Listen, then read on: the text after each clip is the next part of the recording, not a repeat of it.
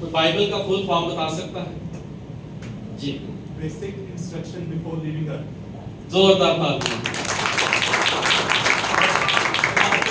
Last time ہم نے اس کے اوپر سرمن سنا تھا، بیسک انسٹرکشنز بیفور لیونگ ارتھ.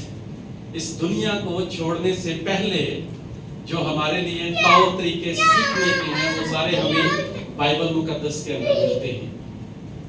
اس لیے یہ مسیحیوں کی لائف میں بہت ہی اہم کتاب ہے. ایون ہم دیکھ رہے ہیں کہ آج جو دنیا کے اندر جنگ و جدل ہے وہ بھی اس کتاب کی وجہ سے ہے، کیونکہ شیطان نہیں چاہتا کہ لوگ روح القدس حاصل کریں، لوگ مسیحیت میں آئیں، بلکہ شیطان کی قوتیں جو ہیں وہ ایون مسیحیوں کو بھی اس بائبل کے پاس آنے سے روکتی ہیں.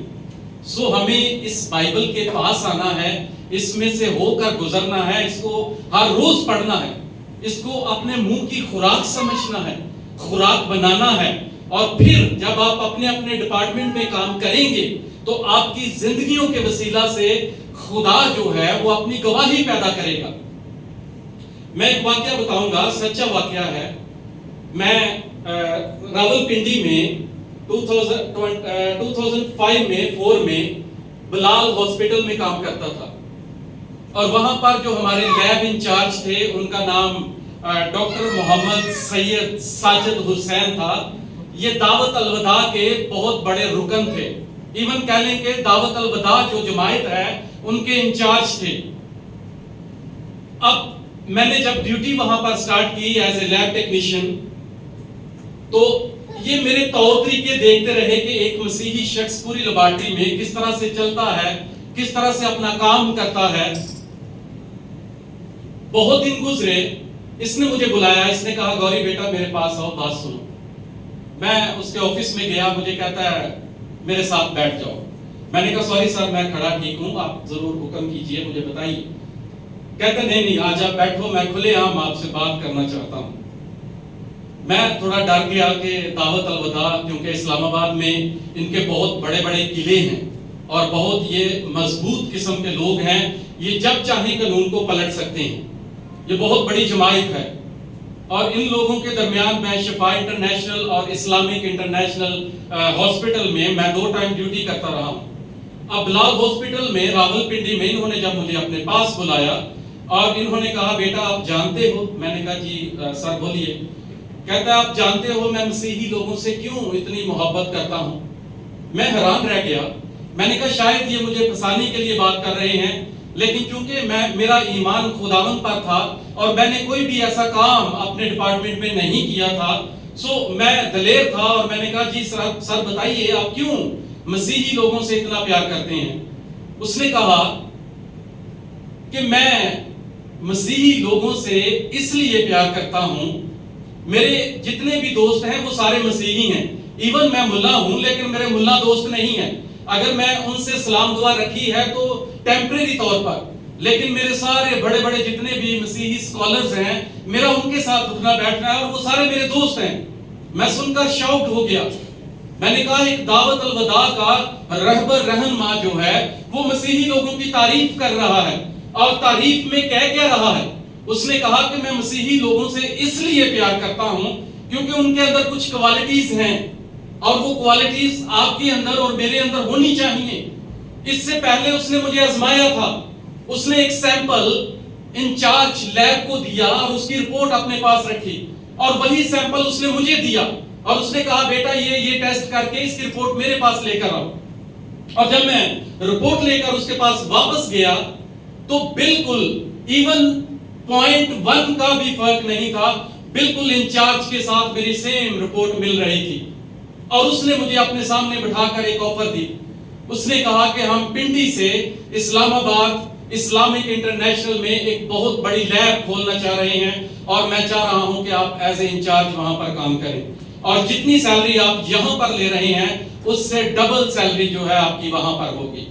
اور میں نے خداوند کی شکر گزاری کی، اور اتنی بڑی اماؤنٹ تھی کہ میں حیران رہ گیا کہ 2005 میں جبکہ لوگوں کی 3-4 ہزار سیلری تھی اور میری اس نے 25,000 سے زیادہ سیلری کر دی اس وقت کے حساب سے، کیونکہ لیب ٹیکنیشین کی اتنی سیلری نہیں ہوتی تھی. صرف اس نے کہا کہ میں ایماندار مسیحی لوگوں کو اس لیے پسند کرتا ہوں، نمبر ایک ان کے اندر کوالٹی یہ ہے کہ یہ ایک دوسرے سے لڑائی جھگڑا نہیں کرتے۔ کیا ہماری جماعت میں کوئی ایسا ہے جو ایک دوسرے سے جھگڑتا ہے، لڑتا ہے؟ اگر ہے تو وہ حقیقی مسیحی نہیں ہے، کیونکہ مسیحیت کی پہلی کوالٹی کیا ہے کہ وہ ایک دوسرے کے ساتھ لڑائی جھگڑا نہیں کرتے۔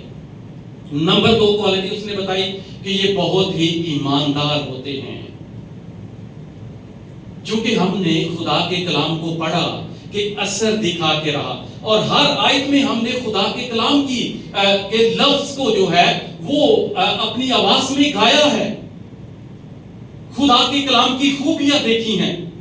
اور اگر ہم ایماندار ہیں تو خدا نے ہمیں کہا ہے کہ ہمیں اسے پڑھنا ہے، تو کیا ہم ڈیلی بیسس پر اسے پڑھتے ہیں؟ اگر نہیں پڑھتے تو ہم اچھے مسیحی نہیں ہیں، کیونکہ ہمارے اندر یہ کوالٹی نہیں ہے۔ غیر مذاہب کے لوگ یہ کوالٹی بیان کر رہے ہیں کہ ہم ایماندار ہیں، اور ایمانداری سے ہمیں اس کلام کو پڑھنے کی ضرورت ہے۔ نمبر تین، یہ کسی کے کام میں انٹرفیئر نہیں کرتے، بلکہ اپنے کام سے کام رکھتے ہیں۔ اس لیے بائبل مقدس ہمیں کہتی ہے کہ بولنے میں بہت محتاط رہو کہ آپ کیا بول رہے ہو۔ ہاں، اگر بولنا ہے تو کلام کی بات کسی سے بولیے۔ پالوس رسول کہتا ہے کہ تمہارے منہ سے کوئی گندی بات نہ نکلے، بلکہ وہی جو ضرورت کے موافق ترقی کے لیے اچھی ہو، تاکہ اس سے سننے والوں پر کیا ہو؟ فضل ہو۔ آپ کی گفتگو ایسی ہونی چاہیے کہ سننے والوں پر کیا ہو؟ فضل ہو۔ آپ کے ڈپارٹمنٹ میں چیخ کر مت بولیں، اپنے آپ کو شو مت کریں کہ مجھے بہت آتا ہے، بلکہ اپنے آپ کو ہمبل بنائیں، جیسا ہمارا خداوند یسوع مسیح تھا۔ اور وہ کہتا ہے جب وقت آئے گا تو وہ وقت پر تمہیں کیا کرے گا؟ سرفراز کرے گا۔ دنیا کے لوگ کیا اپنے اندر گواہی رکھتے ہیں کہ مسیحی لوگ ایسے ہیں؟ اور آج اگر ہم اظہار رسانی سے گزر رہے ہیں تو جہاں جہاں ہم خدا کے کلام کو پڑھنا اور سننا بند کر دیتے ہیں، خدا ہمیں بارہا یاد دلواتا ہے کہ آپ کلام سے دور نکل چکے ہو، آپ کو یہ کلام پڑھنا بہت ضروری ہے۔ میں حیران رہ گیا کہ خدا نے کتنی خوبصورت کوالٹیز اپنی قوم کے اندر رکھی ہیں جو غیر اقوام کے لوگوں کے اندر نہیں ہیں۔ اس لیے خدا نے مسیحی لوگوں کو چن کر علیحدہ کر لیا کہ میں اور آپ اس کے بیٹے اور بیٹیاں ٹھہریں۔ سو میرے عزیزو، یہ بیسک انسٹرکشنز جو ہیں، یہ چھوٹے چھوٹے سرمنز جو دیے جاتے ہیں، ان کو اپنی زندگی کے اندر لینا، جاننا، سمجھنا بہت ضروری ہے، کیونکہ جب ہم کلام مقدس کو کھولتے ہیں تو اس میں سے روشنی نکلتی ہے، اور وہ روشنی آپ کی زندگیوں کو ٹچ کرتی ہے۔ کیونکہ جب یہ گھروں میں بند پڑی رہے گی، اس پر مٹی جمی رہے گی، یہ اس میں سے ہو کر ہم گزریں گے نہیں، تو ہم کبھی بھی کلام کی ان کوالٹیز کو اپنی زندگی کے اندر نہیں لے پائیں گے۔ سو اسے پڑھنا بہت ضروری ہے۔ بہت کم خادم ایسے ہیں جو یہ بتاتے ہیں کہ کلام کو ڈیلی بیسس پہ پڑھا کریں، کیونکہ جب ہم کلام کو پڑھتے ہیں یہ ہمارے ذہن کو کھولتا ہے، اور جب ذہن کھلتے ہیں تو نیگیٹو چیزیں کم ہونا شروع ہوتی ہیں اور پازیٹیو چیزیں آپ کی زندگی کے اندر زیادہ ہونا شروع ہو جاتی ہیں۔ سو اس لیے کلام کو پڑھنا اور اس کی آیتوں کو دیکھنا جو ہے وہ بہت ضروری ہے۔ اس لیے آپ جب بھی کلام مقدس کو کھولیں یا پڑھیں، you must carry a pen and highlighter with your Bible۔ ہمارے پاس پین، بائبل اور ایک ہائی لائٹر ہونا چاہیے، تاکہ ہم خدا کے کلام کی جو آیت ہمیں ٹچ کر رہی ہے اس کو ہائی لائٹ کر سکیں۔ کیونکہ جب آپ خدا کے کلام کو ہائی لائٹ کریں گے، خدا آپ کی زندگی کو ہائی لائٹ کرے گا۔ ہاللیلویہ۔ اور جب وہ ہائی لائٹ کرے گا تو پھر کلام میں لکھا ہے کہ تمہاری روشنی آدمیوں کے سامنے چمکے گی، اور وہ تمہارے نیک کاموں کو دیکھ کر تمہارے باپ کی جو آسمان پر ہے کیا کریں گے؟ تمجید کریں گے۔ پھر ایسے بہت سارے دعوت الوداع کے لوگ ہوں گے جو آپ کی تعریف کریں گے کہ آپ واقعی ایماندار خدا کے بیٹے اور بیٹیاں ہیں، آپ اپنے اپنے ڈپارٹمنٹ میں خدا کی گواہی کا سبب بن جائیں گے۔ میرے عزیزو، ہم کسی کی بائبل دیکھ کر گیس کر سکتے ہیں کہ ہم کتنا خدا سے پیار کرنے والے ہیں، اور جن کے پاس ابھی تک اپنی بائبل ہی نہیں ہے ان زندگیوں کا کیا حال ہوگا۔ ہم کہلاتے مسیحی ہیں لیکن ہمارے پاس یہ روح کا ہتھیار ہی نہیں ہے۔ چلیں اگر ہمارے پاس یہ فزیکلی نہیں ہے تو ہمارے دل کے اندر یہ خدا کا کلام ہونا چاہیے۔ میں نے بہت سارے بچوں کو، چھوٹے چھوٹے بچوں کو صبح سویرے اٹھ کر سپارے سینے سے لگائے ہوئے مسجد کی طرف چلتے ہوئے دیکھا ہے۔ اس پروفیسر ساجد حسین نے مجھے کہا، اس نے کہا ہمارے بچے صبح سویرے اٹھتے ہیں اور قرآن پاک کو سینے سے لگا کر اپنے مسجد کی طرف چلتے ہیں تاکہ قرآن کی تعلیم کو سیکھ سکیں، لیکن پھر بھی ان کی زندگیوں کے اندر خدا کا خوف نہیں ہے، انسانیت نہیں ہے، رحم نہیں ہے، ترس نہیں ہے جانوں کے لیے۔ لیکن آپ مبارک لوگ ہیں جن کی زندگیوں کے اندر امن، سکون اور سلامتی ہے۔ کہتا ہے میں بائبل مقدس کو پڑھتا ہوں، اس لیے میں مسیحی لوگوں سے سنگت رکھتا ہوں، اور ہم تو مسیحی ہیں، ہمیں کس قدر زیادہ بائبل مقدس پڑھنے کی ضرورت ہے۔ اسی لیے تو بے ایمان لوگ جب مسیحیت کو قبول کرتے ہیں وہ ہم سے کہیں آگے نکل جاتے ہیں بائبل کے نالج میں، اور ان کے منہ سے جب ہم خدا کے کلام کو سنتے ہیں تو دل کرتا ہے کہ ان کے منہ سے خدا کے کلام کی تعریفیں سنتے جائیں۔ ہمارے گروپ کے اندر میں نے ایک ایسے مسلم آدمی کو ایڈ کیا جو مسلم مذہب کو چھوڑ کر مسیحیت میں آ گیا، اور اس سے جب میری گفتگو ہوئی اس نے لاسٹ ٹائم میسج بھی کیے تھے گروپ کے اندر، جشوا نام ہے اس کا، اور اس نے مجھے کہا کہ یہ کام جو آپ نے آج شروع کیا ہے یہ 10 سال پہلے آپ کو کرنا چاہیے تھا، کیونکہ میں نے چرچ میں ہر کمپاؤنڈ میں جا کر دیکھا ہے کہ وہاں بت پرستی کے علاوہ کچھ بھی نہیں ہے، لوگ ٹریپ ہو رہے ہیں، صحیح مسیحی تعلیم دی نہیں جا رہی، شوگر کوٹڈ تعلیم دی جا رہی ہے، روح کے بارے میں بتایا نہیں جا رہا، زندگیاں تبدیل کرنے کے بارے میں بتایا نہیں جا رہا، اور اگر بتایا جاتا ہے تو لوگ اس تعلیم کو ہضم کر ہی نہیں پاتے، اس لیے وہ جیسے ہی چرچ سے باہر نکلتے ہیں ایک دوسرے کے خلاف باتیں شروع کر دیتے ہیں، اور کہتا ہے یہ مسیحیت چرچ کمپاؤنڈ کے اندر ہے۔ سو جب ہمارے اندر اتنی خوبیاں ہیں تو کیوں نہ ہم اس خدا کے زندہ کلام کو لیں، کیوں نہ اس روشنی کو اپنی زندگی کے اندر لیں۔ سورج اگر اپنی روشنی دینا بند کر دے تو جتنے بھی زمین کے اوپر پیڑ اور پودے ہیں یہ آکسیجن پیدا نہیں کر پائیں گے، اور جب آکسیجن پیدا نہیں ہوگی تو ہم سانس نہیں لے پائیں گے، اور جب سانس نہیں لے پائیں گے تو سورج کی روشنی زمین پر نہیں پڑے گی تو یہ اتنی ٹھنڈی ہو جائے گی کہ جتنی بھی جاندار اشیاء ہیں یہ 2 سے 3 دن کے اندر اندر اس صفحہ ہستی سے مٹ جائیں گے۔ روشنی پڑھنا بہت ضروری ہے، اور خدا کی روشنی تو اس سے کہیں زیادہ ہے، کلام کی روشنی تو اس سے کہیں زیادہ ہے۔ اسے اپنی زندگیوں کے اوپر پڑھنے دیں، کہیں خداوند اپنے کلام کی روشنی مجھ پر ڈال۔ داؤد نبی کی زندگی کا ایکسپیرینس ہے، وہ رات کے پہروں میں جنگلوں میں گھومتا تھا، لیکن جب روشنی کا انتظار کرتا ہے، روشنی دیکھتا ہے تو وہ خداوند کے کلام کی تعریف کرتا ہے کہ تیرا کلام میرے قدموں کے لیے چراغ اور میری راہ کے لیے کیا ہے؟ روشنی ہے۔ حالانکہ اس کا ایکسپیرینس تھا کہ وہ رات کو جنگلوں میں شیروں کے ساتھ، ریچھوں کے ساتھ لڑتا تھا، لیکن جب کلام کا ایکسپیرینس زندگی کے اندر آیا تو اس نے بڑی خوبصورت قلم بند آیت کی کہ تیرا کلام میرے قدموں کے لیے چراغ اور میری راہ کے لیے روشنی ہے۔ سو آئیے میرے عزیزو، ہم جتنے بھی خدا کے بیٹے اور بیٹیاں ہیں، ہم خدا کے کلام کی روشنی کو اپنی زندگی کے اندر پڑھنے دیں۔ پیدائش کی کتاب کے اندر لکھا ہے کہ خدا نے آدم اور حوا کو کہا کہ جس روز تو نے اس درخت کا پھل کھایا تو مرا، لیکن دوسری طرف ایک اور آواز تھی، اور آواز شیطان کی تھی۔ اس نے عورت سے کہا پیدائش 3:4 کے اندر لکھا ہے تب سانپ نے عورت سے کہا کہ تم ہرگز نہ مرو گے، بلکہ جب تم اس پھل کو کھاؤ گے تو تم خدا کی مانند بن جاؤ گے۔ میں نے ان دونوں آیتوں کو ہائی لائٹ کیا ہے۔ دو آوازیں انسان کی زندگی کے اندر ہمیشہ رہتی ہیں، اور وہ پھل کیا تھا؟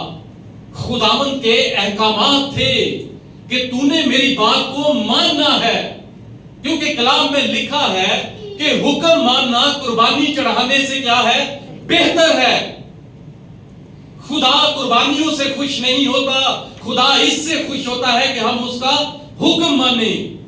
اس لیے اس نے حکم دیا تھا کہ جب تو درخت کے پاس جائے گا، پھل کھائے گا، تو اسی روز مر جائے گا۔ شیطان نے کہا کہ نہیں، تو مرے گا نہیں بلکہ خدا کی مانند بن جائے گا۔ آج بھی ہم خدا کی آواز کو اگنور کر دیتے ہیں اور شیطان کی آواز کو اپنی زندگی کے اندر لے لیتے ہیں۔ اس لیے آج بہت سارے انسان اس دنیا میں ٹریپ ہو رہے ہیں، بھٹک رہے ہیں، زندگیاں بھٹکی ہوئی ہیں۔ ہمارے پاس چوائس ایک ہی ہے، راہیں دو ہیں۔ ایک اخبار میں پڑھ رہا تھا، ایک نوجوان لڑکا، بہت ہی پڑھا لکھا، سمارٹ، خوبصورت، زندگی سے تنگ، پریشان، امن نہیں ہے، سلامتی نہیں ہے، چھلانگ لگائی اور ٹرین کے آگے آ گیا اور مر گیا، سوسائڈ کر لیا۔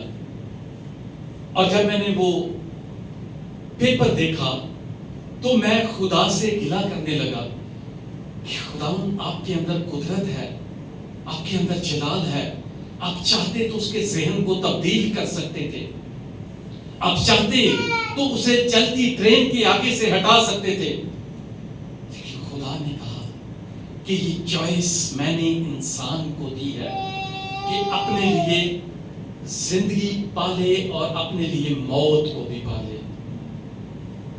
سیموئل کی کتاب کے اندر لکھا ہے کہ مجھ میں اور موت میں صرف ایک ہی قدم کا فاصلہ ہے۔ یہ چوائس خدا نے آپ کو دی ہے، آپ زندگی بھی لے سکتے ہو اور موت کو بھی لے سکتے ہو۔ اس لیے جب ہم خدا کے کلام کے ساتھ اٹیچ رہیں گے، بہت دفعہ ہمیں دکھ ہوتا ہے اور ہونا بھی چاہیے اپنی مسیحی کلیسیا کے لیے، لیکن اس سے بڑھ کر ہمیں ایک اور عمل کرنے کی ضرورت ہے۔ خدا کے حضور گھٹنوں کے بل گر جائیں، خدا سے دعا مانگیں کہ خداوند اپنی قوم کو محفوظ رکھ، گو کہ دشمن آئے گا۔ کلام میں لکھا ہے کہ تیرے دشمن آئیں گے تو 7 راستوں سے، مگر بھاگیں گے وہ ہزاروں راستوں سے، ان کو بھاگنے کے لیے جگہ نہیں ملے گی۔ لیکن آج اگر شیطان انسانی قوتوں پر اور ہم پر ہیوی ہوتا ہے تو اس کی یہی وجہ ہے کہ ہم دعا میں بھی کمزور ہیں، ہم کلام میں بھی کمزور ہیں، کیونکہ ہم ڈیلی بیسس پر اسے پڑھتے نہیں ہیں، ہم اس میں سے ہو کر گزرتے نہیں ہیں، کیونکہ جب ہم اسے روزانہ کی اپنی ڈیووشن میں شامل کرتے ہیں تو خدا ہمارے ذہنوں کو کھولتا ہے اور ہماری عقلوں کو روشن کرتا ہے۔ یہی کمپیریزن آج کی جو کہانی، آج کا جو واقعہ پڑھا گیا، جو خداوند یسوع مسیح کی انجیل، لوکا کی انجیل کے اندر ہے، اور جب میں اسے پڑھ رہا تھا تو میں نے اس پر غور کیا کہ ایسے یہ جو حوالہ ہمارے سامنے پڑھا گیا، اسے صرف ایک کہانی کے طور پر بیان کیا جاتا ہے، اس کے اندر بہت سارے اسباق ہیں، اور میں نے جب اس کے اوپر غور کیا تو مجھے ایک ٹائٹل یاد آیا، پریچنگ فرام دا ہیل، دوزخ میں سے پرچار۔ اب یہ شخص جو ہے کلام میں جو ہم نے پڑھا، ایک لازر ہے جو ناسوروں سے بھرا ہوا، ایک دولت مند کی چوکھٹ پر ڈالا گیا، اور ایک امیر آدمی ہے جس کے بارے میں کلام مقدس میں لکھا ہے کہ یہ ہر روز مہین کوتانی کپڑے پہنے، اچھے کھانے کھاتا اور زیارتوں میں جاتا اور اپنی زندگی عالی شان طریقے سے گزارتا تھا، اور لوگ ایک لازر، ایک غریب کو اس کی چوکھٹ پر ہر روز ڈال دیتے تھے، اور جہاں سے اس کی میز سے وہ ٹکڑے گرتے وہ اس لازر کے آگے ڈال دیے جاتے، اور لکھا ہے کہ کتے بھی اسی ٹکڑوں میں سے کھاتے، اور وہ غریب لازر جو ہے وہ بھی انہی ٹکڑوں کو چنتا اور کھاتا۔ اور یہاں تک ہی نہیں بلکہ اس کے جو زخم تھے کتے اس کو چاٹتے تھے، اس کے ناسوروں کو چاٹتے تھے۔ کتنی تکلیف سے گزرتا ہوگا۔ خدا ہمیں ہماری زندگی کے اندر دو آپشن دیتا ہے۔ ایک وقت آتا ہے کہ ہماری حالت، معاشی حالت اچھی نہیں ہوتی، اس وقت ہم خدا کے حضور گریوزاری کرتے ہیں کہ خداوند ہم پر رحم کر، ہمارے خاندان کو سٹینڈ اپ کر، تاکہ میں اپنے خاندان کے لیے اپنی زندگی کو استعمال کر سکوں، اور میرے وسیلہ سے خداوند میرا گھرانہ خوش رہ سکے، تو میرے خاندان پر رحم کر۔ ایک وقت یہ آتا ہے، اور ایک وقت آتا ہے جب خدا ہماری دعا کو سنتا ہے اور ہمیں سرفرازی بخشتا ہے، اور ہمیں بہت کچھ مہیا کرتا ہے۔ یہاں تک مہیا کرتا ہے کہ ہمارے پاس کھانے کے لیے بہت کچھ ہو جاتا ہے، کہ ہمیں روٹی کی کمی نہیں رہتی۔ ہمارے گھرانے، ہمارے چرچز، ہماری کلیسیاں، ہمارے رشتہ دار ہمارے وسیلہ سے بہت سرخرو ہوتے ہیں، کیونکہ خدا ہمیں اس مقام سے اٹھا کر ایک اچھے مقام پر لے آتا ہے۔ یہ دو سٹیجز انسان کی زندگی کے اندر آتی ہیں، اور یہی دو سٹیجز اس پیرابل کے اندر ہیں، اس تمثیل کے اندر ہیں۔ ایک غریب آدمی جو خدا سے ڈرتا ہے، جو خدا کی ان حالات میں بھی تعریف کرتا ہے۔ دوسری طرف ایک ایسا شخص جسے خدا نے سرفرازی بخشی ہے، اور اس نے کبھی بھی پلٹ کر اس لازر کو دیکھا نہیں ہے۔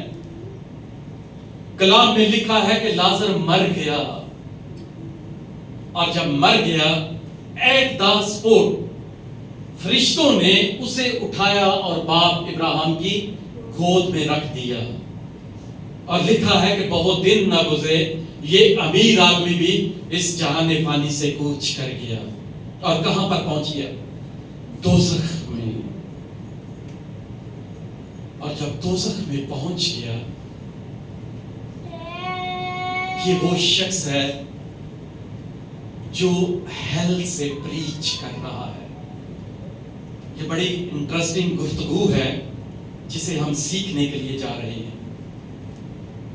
جب یہ ہیل میں گیا، دوزخ میں گیا، تو اس نے اپنی نگاہیں اٹھائیں، اور کیا دیکھتا ہے کہ لازر باپ ابراہیم کی گود میں ہے۔ اس کا مطلب ہے جب ہم اس جہاں سے چلے جائیں گے، تو اگر تو ہم نے اس دنیا میں رہ کر اچھے کام کیے ہوں گے تو ہم خدا کی حضوری میں جائیں گے، باپ ابراہیم کی گود میں جائیں گے۔ اور اگر ہمارے اعمال اچھے نہیں ہوں گے، ہم نے کلام کے منافی زندگی گزاری ہوگی، تو ہم اس جگہ پر ہوں گے جہاں پر یہ امیر آدمی ہے۔ اس کا مطلب ہے کہ دوزخ کے اندر بھی انسان کو پتہ چلے گا، وہ اپنے احواس میں ہوگا کہ وہ ہر شخص کو پہچان پائے گا، جس طرح اس نے پہچانا کہ باپ لازر جو ہے وہ باپ ابراہیم کی گود میں ہے، اور گود میں اقرار کیا کر رہا ہے کہ اے باپ ابراہیم، لازر کو ذرا بیچ کہ اپنی انگلی پانی میں ڈبو کر ایک قطرہ میری زبان پر ڈال دے، تاکہ میری زندگی کے اندر ٹھنڈک محسوس ہو، کیونکہ میں اس دوزخ کی آگ میں جل رہا ہوں۔ یہ خادم نہیں ہے، لیکن پھر بھی پریچ کر رہا ہے۔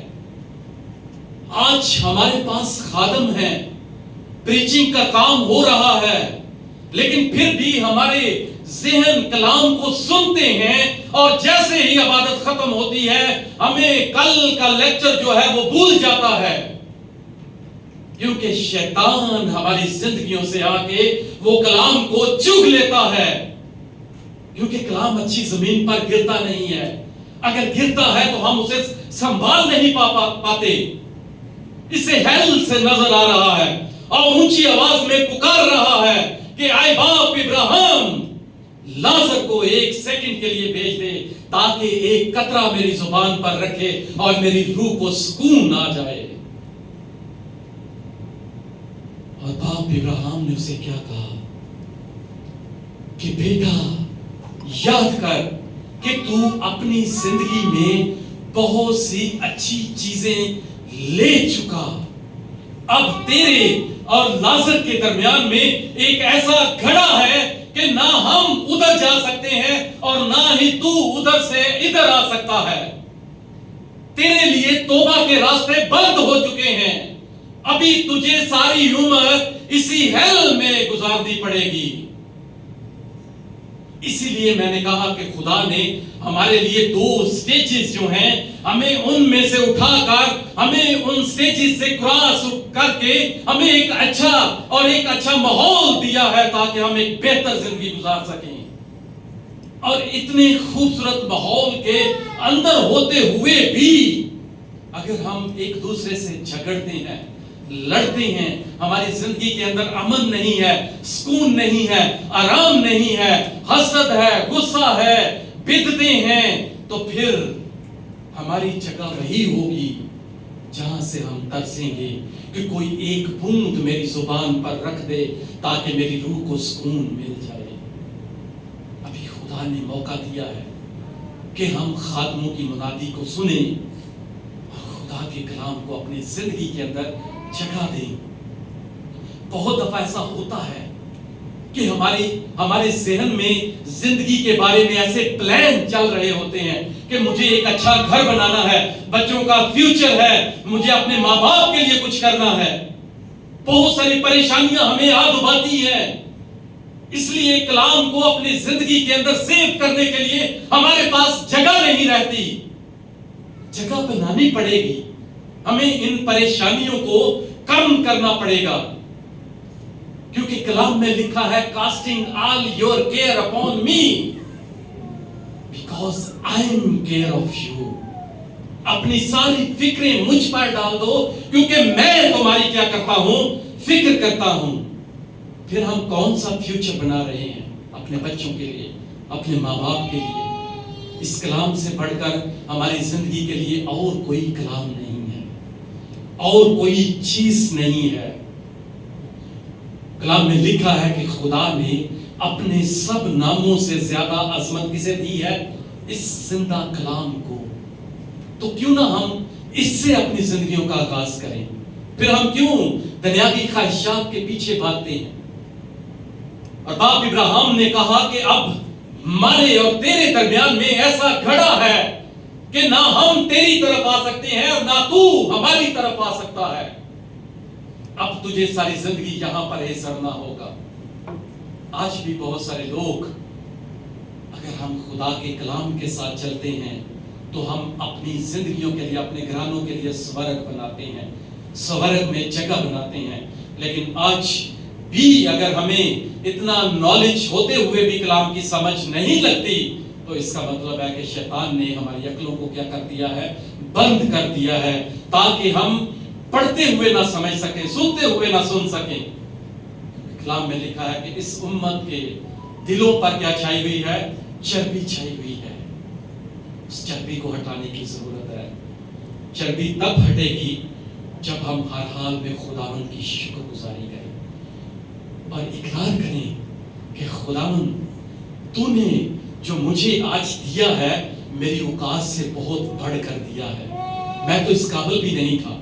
مجھ سے ہزاروں لوگ اعلیٰ تعلیم یافتہ وہاں پر ہیں لیکن ان کو یہ اپرچونٹی نہیں ملی جو خداوند، جو تو نے محبت میرے ساتھ اور میرے گھرانے کے ساتھ شیئر کی ہے.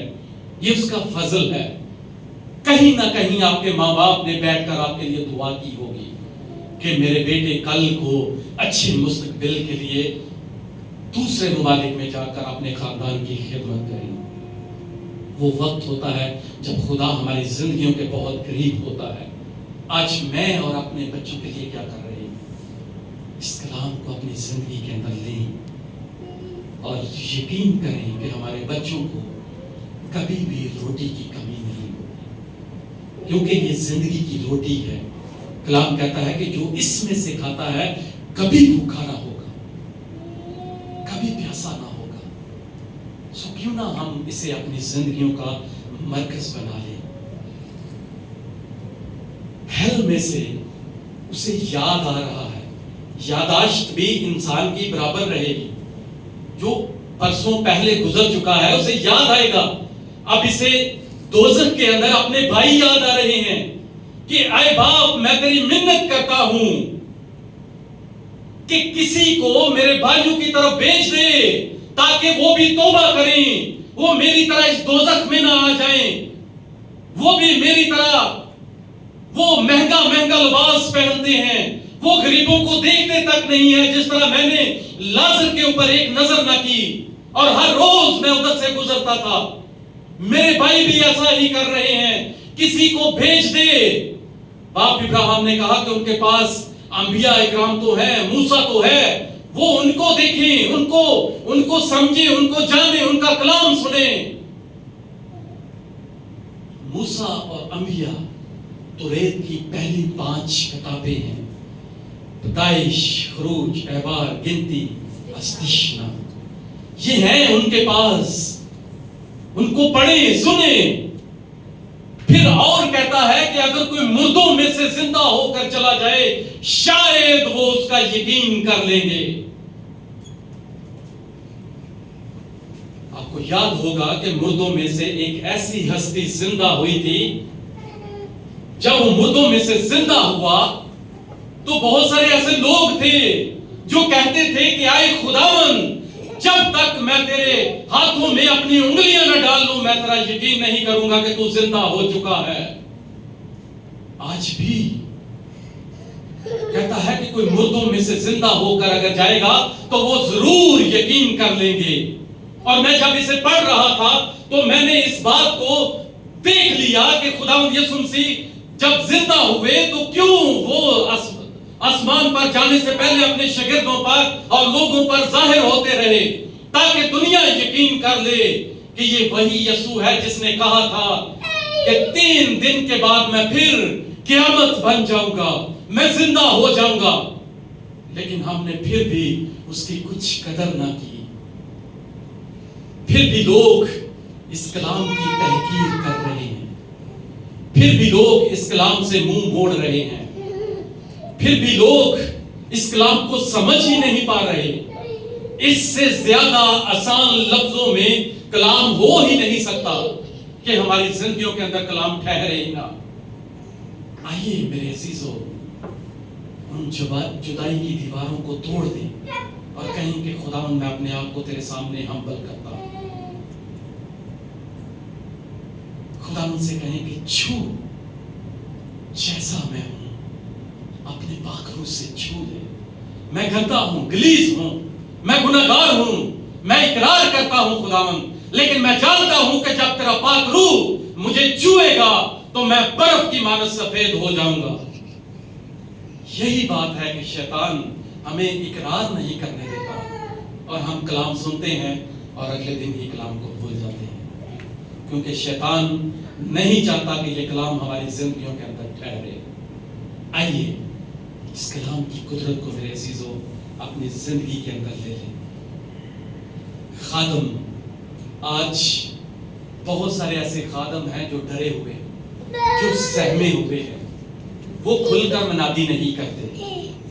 بہت سارے ایسے بھید ہیں جن کو چھپا دیتے ہیں کیونکہ لوگ جو ہیں وہ شوگر کوٹڈ ہو چکے ہیں. تعریفیں کی جائیں تو لوگ خوش ہوتے ہیں اور جب سخت کلام دیا جائے تو لوگ ناراض ہو جاتے ہیں کہ یہ خادم اچھا نہیں ہے, یہ خادم ہمارے خلاف بولتا ہے. بجائے کہ وہ کلام کو اپنی زندگیوں کے اندر لیں اور توبہ کریں اور شیطان کی کوفتوں کو اپنی زندگی کے اندر سے دور کریں, وہ خادم کے اندر نقص نکالنا شروع کر دیتے ہیں. خادم کیا کریں؟ بہت سارے خادم روزی روٹی کے لیے چپ رہتے ہیں کہ سیدھا سیدھا لفظوں میں کلام سناتے ہیں.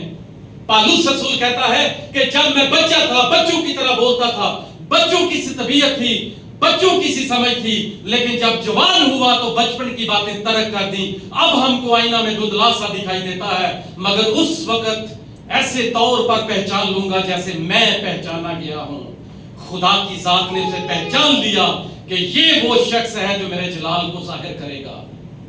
آج خدا آپ کو یہاں پر پہچاننے کے لیے آتا ہے تاکہ ہم پہچانے جائیں، اپنی حقیقت کو چھپائیں مت، خدا کے سامنے ظاہر کر دیں۔